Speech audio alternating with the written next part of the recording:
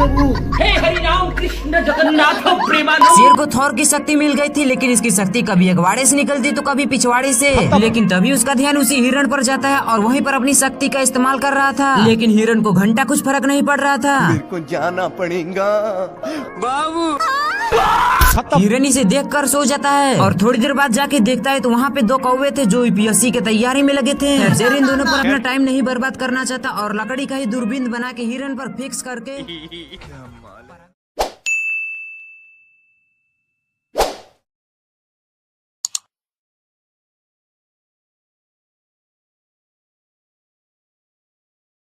इसका निशाना चूक जाता है। थोड़ी देर बाद शेर हिरण को अपने निशाना पर लगा के अपनी स्टाइल मारता है,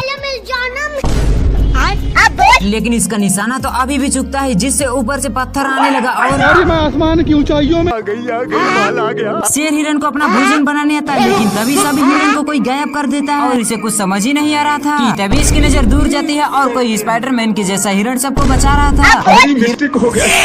हिरण जैसे ही दहाड़ता वहाँ के सारे पक्षी जान बचाकर भागते हैं। इसको तो कुछ समझ ही नहीं आता और जैसे ही जानने की कोशिश करता तभी हिरण अपनी शक्ति दिखाता, जिससे सारा धरती हिलने लगा। शेर थोड़ी देर बाद बदला लेने आता, लेकिन तभी उसकी नजर एक कौवे पर जाती है जिसका ब्रेकअप हो गया था।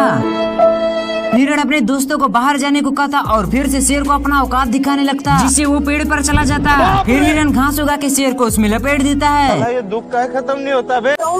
शेर इधर उधर देखा तो हिरण था। छोड़ूंगा नहीं। शेर कितनी भी कोशिश करता पकड़ने की, लेकिन पकड़ नहीं पाता।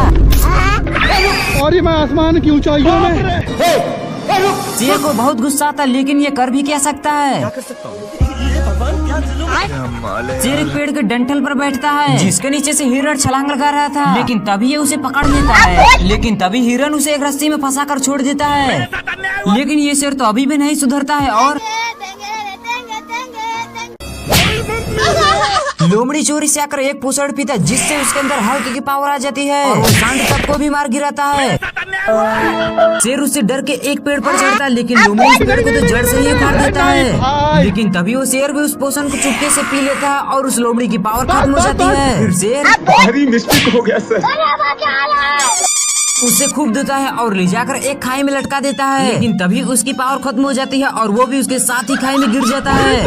फिर दोनों उस पोषण को पीते हैं और आपस में ही लड़ने लगते हैं। तभी शेर सांड से पंगा लेता है और उसे फुटबॉल के जैसे मारता है। छोड़ूंगा नहीं। तभी सांड भी जाकर उस पोषण को पीकर आता है और उन दोनों की पावर खत्म हो जाती है और सांड बोलता है छोड़ूंगा नहीं।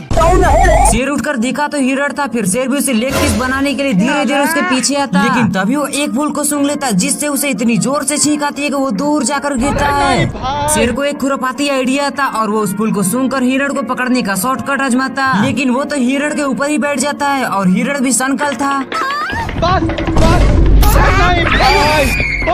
उसे ले जाकर फूलों के खेत में छोड़ देता है।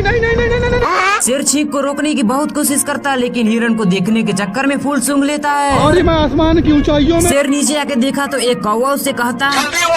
शेर को एक आइडिया आता है और वो अपनी पूंछ से फूल को साफ करके उल्टा चलने लगा, लेकिन तभी वो उल्टा चलने के चक्कर में हिरण के नाक में अपनी पूंछ डाल देता है और हिरण जैसे ही छींका ये दुख का खत्म नहीं होता बे।